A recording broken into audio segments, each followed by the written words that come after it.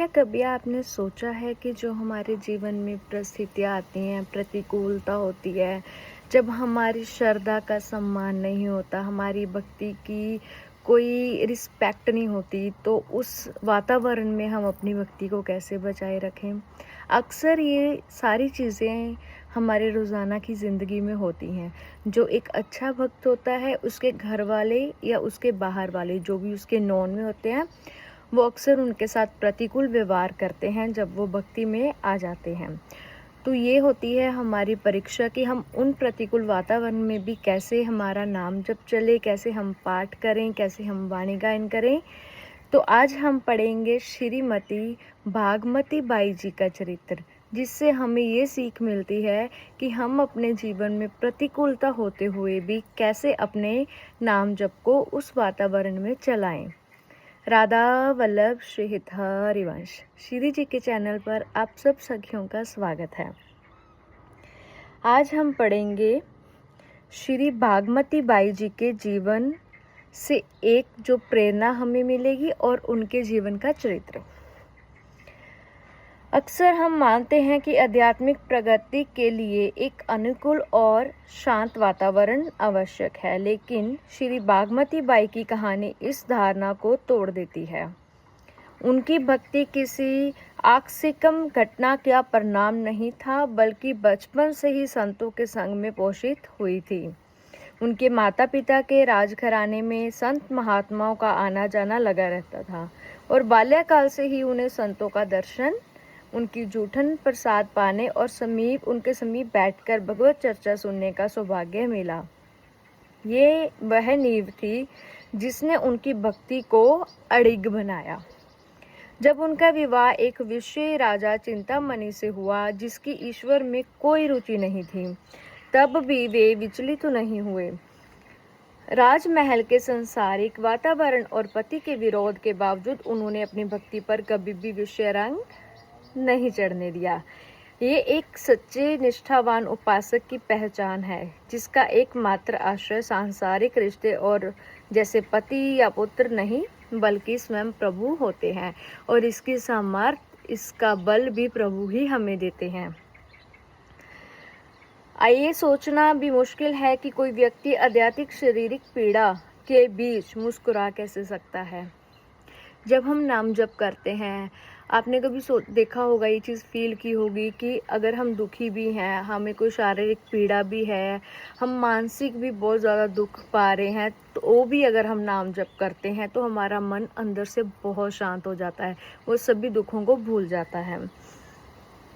रानी के सुकुमार शरीर पर चाबुक बरस रहे थे, पर उनके मुख पर पीड़ा का कोई चिन्ह नहीं था।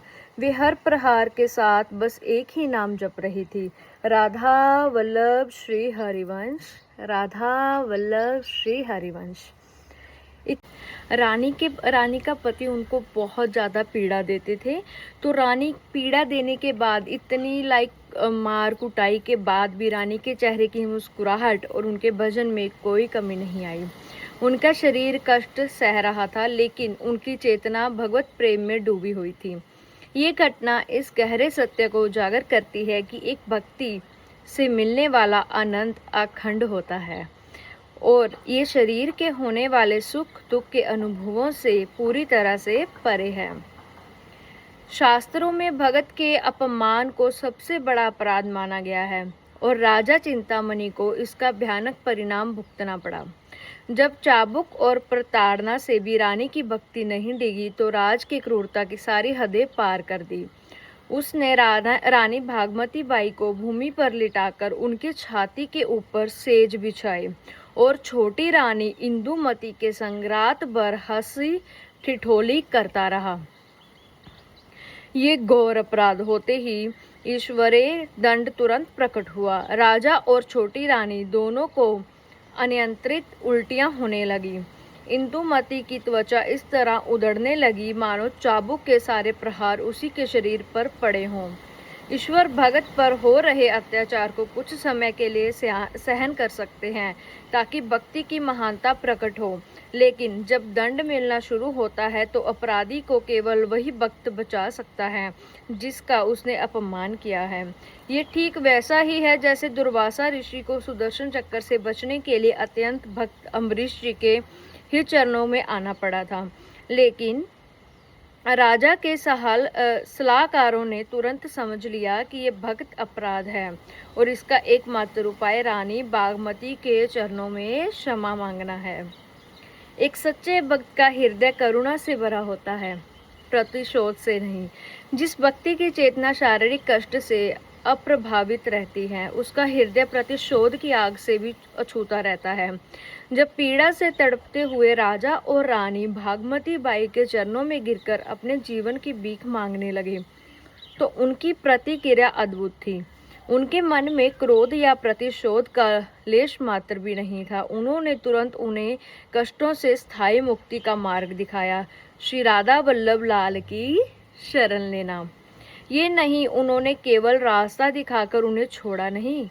श्री बागमती बाई स्वयं उन दोनों को अपने साथ लेकर वृंदावन गई और अपने गुरुदेव से उन्हें दीक्षा दिलाई।